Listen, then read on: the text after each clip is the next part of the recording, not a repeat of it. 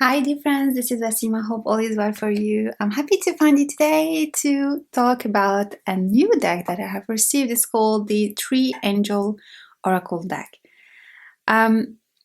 This deck was published in, let me just find the year, 2006, and then it was out of print, and then it was reprinted. So this is the second revised edition, 2020. And it was created by Fred Hageneder and Anne Hank. I didn't read the guidebook yet. However, I started using the deck straight away because it's beautiful. So let me discover the guidebook with you. Fred Hageneder is leading author in Ethnobotany, the cultural and spiritual history and meaning of trees. So far, his work has been translated into 10 languages, and this deck exists in German, French, and Japanese. He is a member of Ecocentric Alliance, a global advocacy network for ecocentrism and deep green ethics, etc. Anne Heng, silk painter and illustrator, interweaves harmoniously flowing and stable things, dream and reality, intuition and craft. Her wish is to touch the hearts of people with her work and to open them to the creative and quiet beauty of nature. You might ask the question, why did I get this deck? Well, because I love trees. I work with trees. I have already published a workbook called Wisdom of Trees. It's available on Amazon, and this guidebook started with an oracle deck called the Trees Guidance, the Oracle. The result of my me traveling in many countries and taking pictures of trees and listening to their messages, and it took place in Japan, in France, in Canada, and many other places. So this deck is out of print, and I'm thinking to republish it in small quantities because people really love it and ask for it. But anyway, I love trees, and I really believe that they are our brothers and sisters. So when I saw this deck, I felt like really pulled to it. I don't read much, about the deck before buying it usually, because I like to be inspired by the deck, directly in a way. I like to see some pictures, but so this is the reason why I got the deck. Now, when I look at the guidebook, I see that, you get the introduction, the tree of knowledge, the descent of the trees, you get the nature spirits and tree angels, and then you get some examples on how to do the some spreads, which is really interesting. But it's a small guidebook, it would be interesting to have the meanings for some cards, just to let you know, because even if you find the inspiration from the cards, that is not seen, so maybe you would need to learn, for example, the message of the cherry from the author's perspective or the artist's perspective. The other thing that in this deck, it includes 36 cards. So it's not 40 card deck or 50 card deck. It's 36 cards, okay? And we have many trees. Some of them you can find in the patch flowers or the pack flowers, remedies, and some you won't. But let me tell you that what I love about this deck is the presence of these angelic beings. It's like the highest consciousness of the trees that we are calling into, this is really what I love about this. The geometric forms, if you see them also in some cards. And as humans, we like to, when we speak with another human, we are more empathic. We are not empathic with trees when we cut them, or with insects when we kill them, or with animals, because in my opinion, they do not look like us.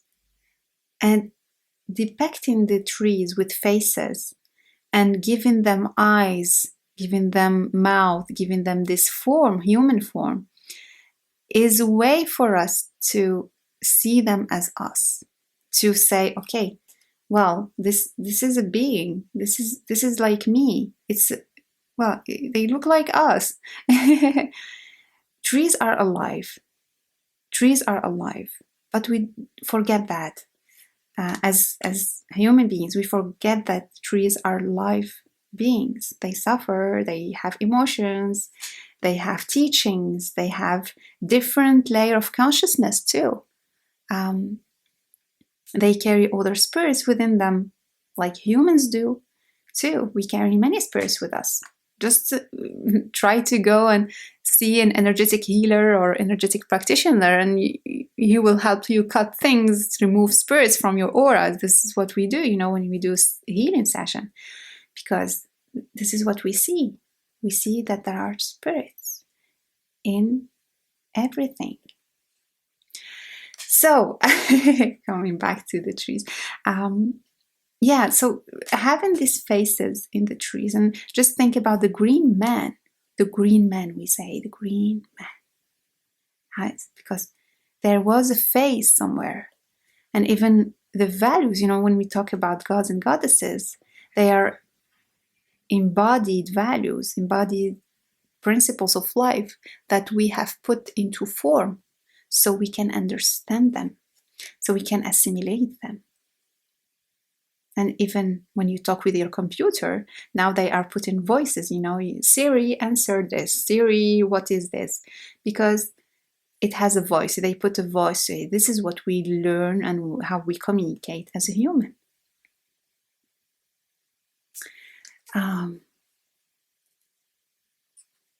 So this is really interesting. I don't know why I'm talking about that. I do videos not really preparing something, it's just going with the flow, going with what is present in here and now. And maybe it can touch your heart, maybe I say something and it makes you angry or makes you happy, but this is also about the trees. They enter us. Oh, this is beautiful. Wow, this is really powerful. This deck is what I call an activation deck. It's like when you see it, there are some things that get activated within you, not just by the geometry, but the colors, the forms, the intention they put in it. And I forgot what I was talking about, but when I see this, I have always thought that trees come from the cosmos. The earth have helped us, or helped many beings to come to the earth through different forms. And from these beings, we find trees and we find flowers, and they are cosmic. They are high consciousness. They come from somewhere which is really evolved. They are evolved beings. And talking about evolved beings, is the olive. Now I live in Portugal, and the olive is present everywhere. Very wisdom, and let's see what they talk about. But to finish my idea is that trees have different dimension of time. And when we enter in contact with trees, they transport us somewhere, and sometimes you feel like, oh, I'm feeling really relaxed when I'm with trees, but it's what makes you feel relaxed, among other things. We're not talking about the chemical components and all this stuff, and the air. We talk about entering into a different reality, a different time, frequency, and that makes you relax in your beat, the beat of your heart, and makes you feel more in peace. All right, so let's talk about olive. The olive brings abundance and riches in a way that no other tree can. And because of this, the olive also brings peace. talking about peace. In ancient times, the economies of the whole nations, most notably the ancient Greeks, were based on the harvest from this friendly tree. It became the symbol of Athens, peaceful trading instead of war. When Noah was nearing the bitter end of his time on the ark, he sent out a dove as a scout. The bird is said to have come back with an olive branch in its beak, which became a symbol of peace in the Christian tradition. God has once again forgiven humankind. Mystically, the dove itself became the symbol for the peace God had made with us instead of the olive, but without the olive tree to rest in, the dove would have perished and would never have acquired this association. Beautiful. In this olive angel, it is the olive angel that tells us that all human beings can live in peace with one another and with the whole of the biosphere, and that abundance exists to make this possible. The olive tree's gift are health and well-being, increase and success. It stands for freedom, equality, brotherly love, tolerance, and true democracy, as well as happy exchange and peaceful trade. Without the medicine of the olive, we became irritable and quarrelsome. We feel short-changed and jealous of the success of others. On a collective level, if we disregard this angel, the results are even more dramatic.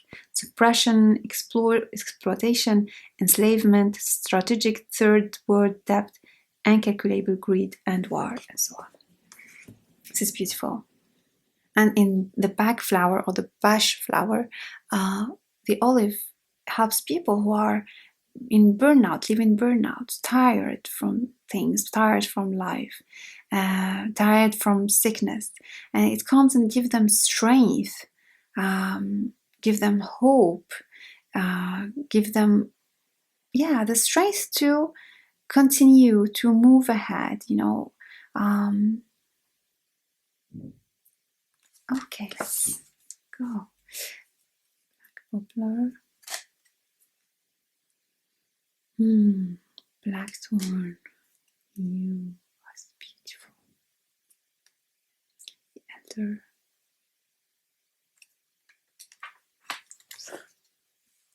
Scots pine.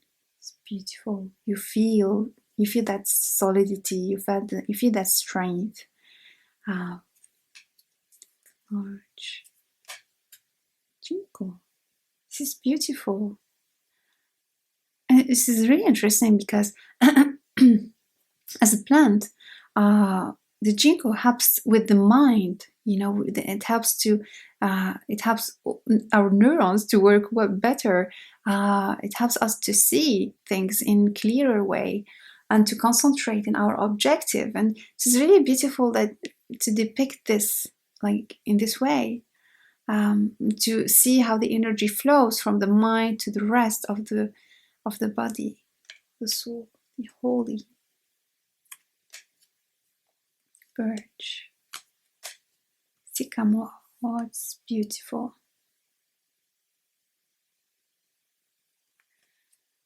Okay, so let me see for the sycamore what they say, because I'm intrigued by this moon symbol here. You can see it. I find it interesting. 29. Right. Oh, and I forgot to tell you that there is a small poem here. Precision of the eagle, clarity of the blue skies, power of lightning, breath of the winds, the presence of your spirit gathers near and far, within and without. And for the meaning, just summarizing, I won't read everything, but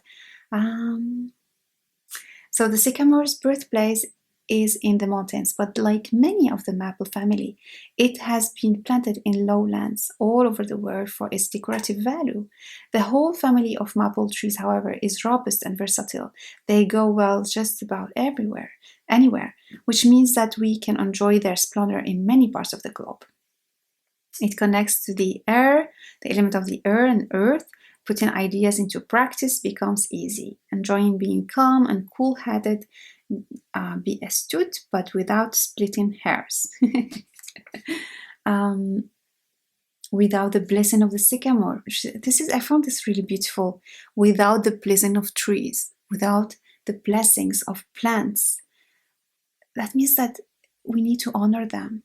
Not just like being in love with them and going and hang out with the trees. And we need really to honor them as spirit guides, because they are spirits. They are filled with wisdom.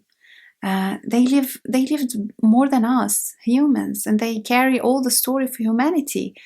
Imagine, since the beginning, they carry wisdom, and they carry the story of humanity. Without the blessings of sycamore, we are indecisive and vague. Our outlook becomes hazy and full of doubt. Although I am not quite sure about that, certainly we become absent-minded. And where was I? Oh, yes, or no, or maybe not. This is beautiful. So we might think that this is about getting precision and connecting with the moon. She's really beautiful.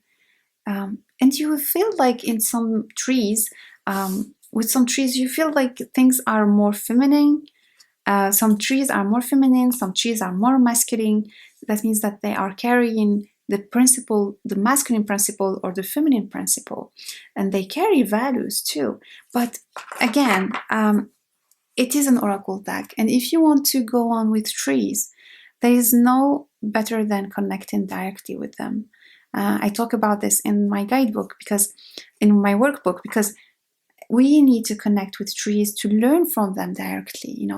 In my workbook, I don't talk about just connecting with trees. I talk about how to put in practice their wisdom, because this is what we are talking about in spiritual work, or spiritual field, if you want. We want to put in practice what we learn, and not just gathering. We need to learn how to put in practice the teachings we get from these beautiful beings. All right, so thank you for being here. I don't know how much time I have spent, maybe more than 10 minutes, and I'm sorry, I love trees. So have a wonderful day. Bye-bye.